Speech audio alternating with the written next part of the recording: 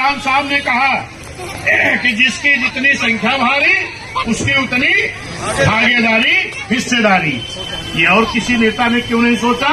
क्योंकि गरीबों की पार्टी, सर्व समाज की पार्टी, मजलूमों की पार्टी अगर कोई है, सर्व समाज को ख्याल करने वाली कोई पार्टी है तो वो बहुजन समाज पार्टी है।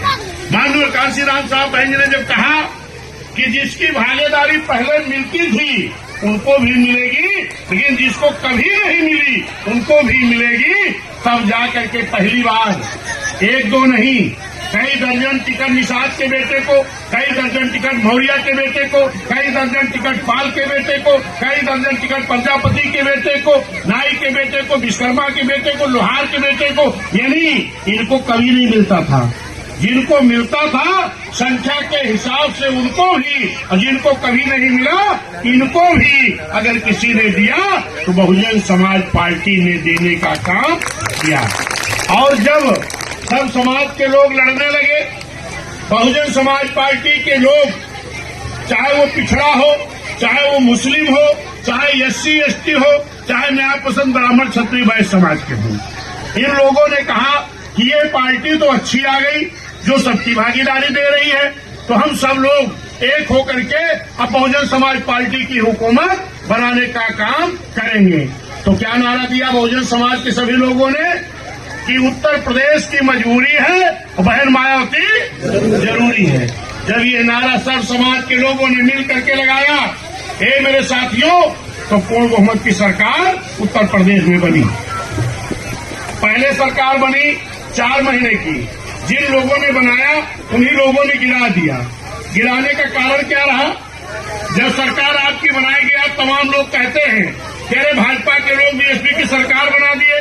भाजपा के लोग जो सरकार बनाए थे वो हमें आगे बढ़ने के लिए नहीं बनाए थे, क्योंकि वो लोग कहते थे ये BSP कभी कोई दल नहीं बन पाएगी।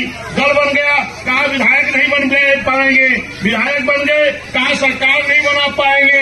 उन लोगों ने कहा चलो ये हरवाहे चरवाहे समाज के लोग हैं, सब समाज के गरीब लोग हैं, इनकी सरकार बना दो, ये सरकार नहीं चला पाएंगे, सरकार फेल हो जाएगी, BSP खत्म हो जाएगी।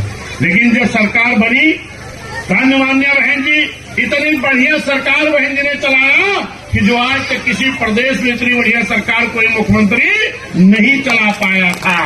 तब वो लोग 1 महीना बर्दाश्त किए, 2 महीना बर्दाश्त किए, 3 महीना, चौथा महीना आते आते बनाई हुई सरकार को खुद गिरा दिए। दोबारा 6 महीने में गिरा दिए, दोबारा 16 महीने में गिरा दिए।